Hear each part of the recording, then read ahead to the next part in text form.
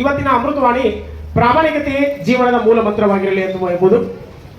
ಆತ್ಮೀಯ ವಿದ್ಯಾರ್ಥಿಗಳೇ, ನಾವು ಇವಾಗಿನಿಂದ ಪ್ರಾಮಾಣಿಕತೆಯನ್ನ ನಮ್ಮ ಜೀವನದ ಮೂಲ ಮಂತ್ರವಾಗಿ ಬಳಸಿಕೊಂಡ್ರೆ ನಾವು ಜೀವನದಲ್ಲಿ ಉತ್ತಮವಾದದ್ದನ್ನು ಪಡೆದುಕೊಳ್ಳಬಹುದು.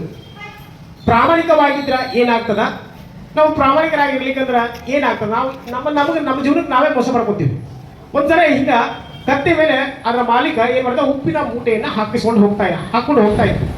ಕತ್ತಿಗೆ ಉಪ್ಪಿನ ಮೂಟೆಯನ್ನು ಹೊತ್ಕೊಂಡು ಹೋಗೋದು ಭಾರ, ಆದ್ರೂ ಅನಿವಾರ್ಯ ಆ ಮಾಲೀಕ ಹೇಳಿದಂಗೆ ಕೇಳಬೇಕು. ಹೋಗ್ತಾ ಇತ್ತು, ದಿನ ಇದೇ ರೀತಿ ಜೀವನ ಕ್ರಮ ನಡೀತಾ ಇತ್ತು. ಅದು ಒಂದ್ಸಲ ಏನಾಗುತ್ತೆ, ಪ್ರತಿದಿನ ಒಂದು ಹಳ್ಳ ಬಣ್ಣ ದಾಟಿಕೊಂಡು ಹೋಗ್ಬೇಕಾಗಿತ್ತು ಕತ್ತೆ. ಆ ಉಪ್ಪಿನ ಮೂಟೆಯನ್ನ ಹೊತ್ಕೊಂಡು ಹೋಗ್ತಾ ಹಳ್ಳವನ್ನು ದಾಟಿಕೊಂಡು ಹೋಗ್ತಾ ಇತ್ತು ದಿನ ಎಲ್ಲ ರೀತಿ. ಒಂದ್ಸಾರಿ ಏನಾಗ್ಬಿಡ್ತಪ್ಪ ಅಂದ್ರೆ ಅದಕ್ಕೆ ನೀರಿನಲ್ಲಿ ಎಡವಿ ಬಿದ್ದು ಬಿಡ್ತದೆ. ಆ ಹಳ್ಳವನ್ನು ದಾಟಬೇಕಾದ್ರೆ ಎಡವಿ ಬಿತ್ತು. ಆ ಉಪ್ಪಿಗೆ ನೀರು ತಾಕಿದಾಗ ಏನಾಯ್ತು, ಉಪ್ಪೆಲ್ಲ ಕರಗಿ ಹೋಯ್ತು. ಅದಕ್ಕೆ ಖುಷಿ ಆಯ್ತು, ಓ ದಿನ ನಾ ಇದೇ ರೀತಿನ ಮಾಡ್ಬೇಕಂತೇಳಿ ಪ್ರಾಮಾಣಿಕತೆಯನ್ನ ಬಿಟ್ಬಿಡ್ತು. ಏನ್ ಮಾಡ್ತಾ, ಹಳ್ಳ ಬರ್ತಾಗ ಸುಮ್ಮನೆ ಬಿದ್ದಂಗೆ ಮಾಡ್ತಿತ್ತು. ದಿನಾಲು ಸೋಮವಾರ ದಿನದಿಂದ ಏನ್ ಮಾಡ್ತಿತ್ತು ಅಂದ್ರೆ ಆ ನೀರಲ್ಲಿ ಬಿದ್ದು ಬಿಡ್ತಿತ್ತು. ಉಪ್ಪೆಲ್ಲ ಆ ನೀರಿಗೆ ತಾಕಿದಾಗ ಏನಾಗ್ತಿತ್ತಪ್ಪ ಅಂದ್ರೆ ಉಪ್ಪು ಕರಗಿ ಹೋಗ್ತಿತ್ತು. ಅದಕ್ಕೆ ಭಾರ ಕಡಿಮೆ ಆಗ್ತಿತ್ತು, ಖುಷಿಯಾಗಿ ಹೋಗ್ತಿತ್ತು. ಅದು ಏನಾಗುತ್ತಪ್ಪ ಅಂದ್ರೆ ರೈತನಿಗೆ, ಆ ಒಂದು ಮಾಲೀಕನಿಗೆ ಆ ಒಂದು ಉಪ್ಪಿನ ವ್ಯಾಪಾರ ಲಾಭದಾಯಕವಾಗಿ ಪರಿಣಮಿಸಲಿಲ್ಲ. ಉಪ್ಪಿನ ವ್ಯಾಪಾರವನ್ನು ಬಿಟ್ಟ ಏನ್ ಮಾಡ್ತಾ ಇದ್ದ, ಅರಳಿ ವ್ಯಾಪಾರವನ್ನು ಮಾಡಲಿಕ್ಕೆ ಪ್ರಾರಂಭ ಮಾಡಿದ. ಅರಳಿ ಭಾರವಾಗಿರ್ಲಿಲ್ಲ, ಏನಾಯ್ತು, ಹಗುರಾಗಿ ಇತ್ತು. ಆ ಕತ್ತಿಗೆ ದಿನ ಅಭ್ಯಾಸ ಆಗ್ಬಿಟ್ಟಿದ್ದ ನೀರಲ್ಲಿ ಬಿದ್ದು ಬಿದ್ದು. ಆ ಅರಳಿ ಮೂಟೆಯನ್ನ ಕತ್ತಿ ಬೆಂಡ ಮೇಲೆ ಹಾಕಿದ. ಅದಕ್ಕೆ ದಿನ ನೀರಲ್ಲಿ ಬಿದ್ದು ಅಭ್ಯಾಸ ಆಗಿತ್ತಲ್ಲ, ಅವತ್ತೂ ಕೂಡ ನೀರಿನಲ್ಲಿ ಆ ಒಂದು ಹಳ್ಳವನ್ನು ದಾಟ್ಕೊಂಡು ಹೋಗಬೇಕಾದ ಸಂದರ್ಭದಲ್ಲಿ ಆ ನೀರಿನಲ್ಲಿ ಬಿತ್ತು. ಅರಳಿದ ಹಸಿ ಆದಾಗ ಏನಾಗುತ್ತಾ, ಹಗುರಾಗುತ್ತಾ, ಭಾರ ಆಗುತ್ತಾ, ಭಾರ. ಅವಾಗ ಗೊತ್ತಾಯ್ತು ಅದಕ್ಕೆ, ಓ ನಾನು ಮೋಸವನ್ನು ಮಾಡಬಾರ್ದು, ಪ್ರಾಮಾಣಿಕವಾಗಿರ್ಬೇಕಂತಂದು. ಆತ್ಮೀಯ ವಿದ್ಯಾರ್ಥಿಗಳ ಈ ಒಂದು ನುಡಿಮುತ್ತನ್ನು ನಿಮ್ಮ ಜೀವನಕ್ಕೆ ಅಳವಡಿಸಿಕೊಳ್ಳುವುದಾದ್ರೆ ಪ್ರತಿದಿನ ನಿಮ್ಮ ತಂದೆಯವರು, ನಿಮ್ಮ ತಾಯಿಯವರು, ನಿಮ್ಮ ಪೇರೆಂಟ್ಸ್ ಎಲ್ಲ ಶಿಕ್ಷಕರು ಬಹಳಷ್ಟು ಹೇಳ್ತಿರ್ತಾರೆ, ಓದ್ರಿ ಬರೀರಿ, ಓದ್ರಿ ಬರೀರಿ.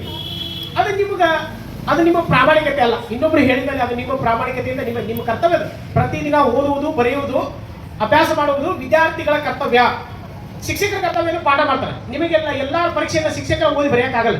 ಹೆಂಗೆ ಓದಬೇಕು, ಹೆಂಗೆ ಬರೀಬೇಕು, ನೆಕ್ಸ್ಟ್ ಯಾವ ರೀತಿಯಾಗಿ ಪಾಠವನ್ನು ತಿಳ್ಕೋಬೇಕಂತ ತಿಳಿಸುವಂತ ಕರ್ತವ್ಯ ಶಿಕ್ಷಕರಾಗಿರುತ್ತೆ. ಆದ್ರೆ ಅದನ್ನು ಬರೆಯುವುದು, ಓದುವುದು, ಸರಿಯಾದ ರೀತಿಯಲ್ಲಿ ಅಭ್ಯಾಸ ಮಾಡುವುದು ವಿದ್ಯಾರ್ಥಿಗಳ ಕರ್ತವ್ಯ. ತಂದೆ ತಾಯಿಗಳು ಫೀಸ್ ತುಂಬುದು ಅವರ ಕರ್ತವ್ಯ, ಅವರವ್ರ ಕರ್ತವ್ಯ ಎಲ್ಲರೂ ಮಾಡ್ತಿರ್ತಾರೆ. ವಿದ್ಯಾರ್ಥಿಗಳಾದಂಥ ನಿಮ್ಮ ಕರ್ತವ್ಯವನ್ನು ಸರಿಯಾಗಿ ಮಾಡ್ತಿರಂಗಿಲ್ಲ. ಇದರಿಂದ ಏನಾಗುತ್ತಪ್ಪ ಅಂದ್ರೆ ನಿಮ್ಮ ಜೀವನ ಹಾಳಾಗ್ತದೆ. ಇಲ್ಲಿ ಪ್ರಾಮಾಣಿಕತೆ ಹೆಂಗೆ ತೋರಿಸ್ಬೇಕಪ್ಪ ಅಂದ್ರೆ ತಂದೆ ತಾಯಿ ಶಿಕ್ಷಕರು ಹೇಳಿದಂಥ ಮಾತುಗಳನ್ನ ಕೇಳಿಕೊಂಡು ಏನು ಮಾಡಬೇಕು, ಅವತ್ತಿನ ಒಂದು ಹೋಮ್ವರ್ಕು, ಕ್ಲಾಸ್ ವರ್ಕು ಮತ್ತೆ ಅವತ್ತಿನ ಒಂದು ಅಭ್ಯಾಸ ಮಾಡುವಂಥ ಎಲ್ಲಾ ಪಾಠಗಳನ್ನ ಓದಿ ಮುಗಿಸ್ಬೇಕು. ಅದು ಪ್ರಾಮಾಣಿಕವಾಗಿ ನೀವು ವಿದ್ಯಾರ್ಥಿ ಜೀವನದಲ್ಲಿ ಮಾಡಿದ್ದೇ ಆದ್ರೆ ಏನಾಗ್ಲಿಕ್ಕೆ ಸಾಧ್ಯತೆ, ನೀವು ಒಳ್ಳೆಯ ಅಚೀವ್ಮೆಂಟ್ ಅನ್ನು ಮಾಡಲಿಕ್ಕೆ ಸಾಧ್ಯತೆ. ಈಗ ಲಾಸ್ಟ್ ಇಯರ್ ಒಬ್ಬ ಹುಡುಗ SSLC ಹುಡುಗ ಹೈಯೆಸ್ಟ್ ರಿಸಲ್ಟ್ ಮಾಡಿದ್ರು. ಇದ್ರ ಕ್ಲಾಸಲ್ಲಿ ಅವನಷ್ಟೇ ಟ್ಯಾಲೆಂಟ್ ಇರುವಂಥ ಬಹಳಷ್ಟು ಹುಡುಗ ಹುಡುಗಿರಿದ್ರು. ಆದ್ರೆ ಅವ್ರು ಯಾಕೆ ಹೈಯೆಸ್ಟ್ ರಿಸಲ್ಟ್ ಮಾಡಲಿಲ್ಲ? ಅವರ ಅಪ್ಪ ಅಮ್ಮಂತೂ ಎಲ್ಲ ಅವರು ಪ್ರತಿನಿತ್ಯ ಅವರ ಒಂದು ಉದ್ಯೋಗದಲ್ಲಿ ಸಹಾಯ ಮಾಡ್ತಿದ್ದವು. ಆದರೂ ಕೂಡ ಏನ್ ಮಾಡ್ತಾರೆ, ಇಂಗ್ಲೀಷ್ ಹೇಳಿದ್ರು, ಗೊತ್ತಿಲ್ಲ ನಂಗೆ ಅವ್ರಿಗೆ ಗೊತ್ತಿರಲಿಲ್ಲ.